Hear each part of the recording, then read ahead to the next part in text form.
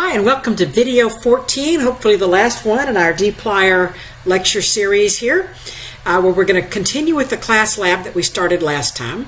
So where we are now is we're looking at the definition of what we did for our not canceled flights. So our canceled flights, we had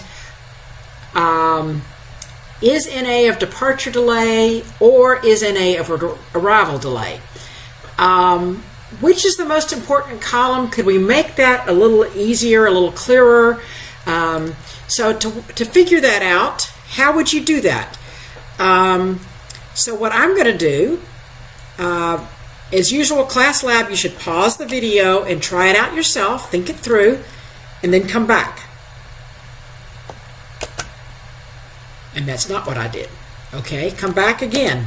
Let's see. What I did is did a count of the two to see if one is a subset of the other. So here's the flights that had neither departure nor arrival delays, right? NA was is.NA false for both of them. So this did not have a departure delay, but did have an arrival delay.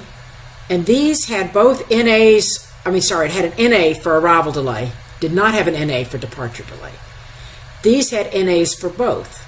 So it seems that I only need to check for if it had an NA for arrival delay. And what could have happened to those flights? They didn't have an NA for departure delay, but they did have an NA for arrival delay. So you have to know something about flying, right?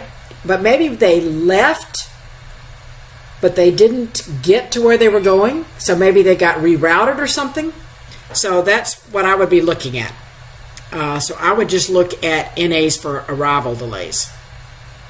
The next thing we want to do is look at the number of canceled flights per day. Is there a pattern? Is the proportion of canceled flights related to the average delay?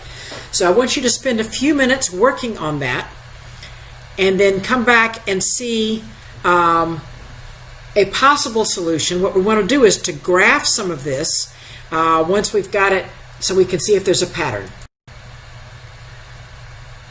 Okay, the way I approached this is I grouped it by day. So I wanted to see, so what I'm going to do is I'm going to save into a DF1, data frame 1. So for each year, month, and day, I'm going to compute the proportion canceled. And that's going to be the mean of is.NA of arrival delay, because we determined up here that arrival delay was the one that would determine if the flight didn't make it to its destination, right? So when I do that and I get DF1, I can look at DF1 and I can see for each day I get the proportion that was canceled, okay? And then I'm going to use the average delays that I got from before, and I'm going to save that into DF2. So we did this before where we were looking at the average delays, and I'm going to look at both of those. So here I've got the average delay over all the amounts, both positive and negative, and then the average delay if it was a positive delay, if it was actually delayed. Now I'm going to use a function you haven't seen yet, just to put these together in a data frame. So I am going to use full join, which is going to put those all together, and I'm going to show you what that does. That's going to give me, for each year, month, and day, it just puts all the columns together, okay? And then I'm going to plot that, and I will show you what I get.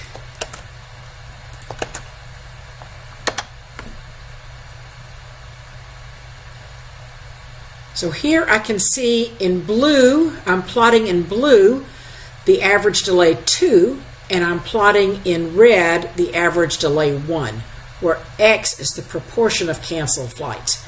So do you see some sort of a pattern here? Do you think there's a pattern with those things? Okay, so this is how we're going to use a lot of what we've been doing.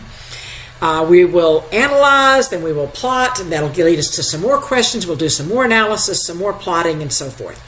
So at this point, you're going to have two exercises to do for your homework, exercise 11 and exercise 12, that are in your book, in your materials.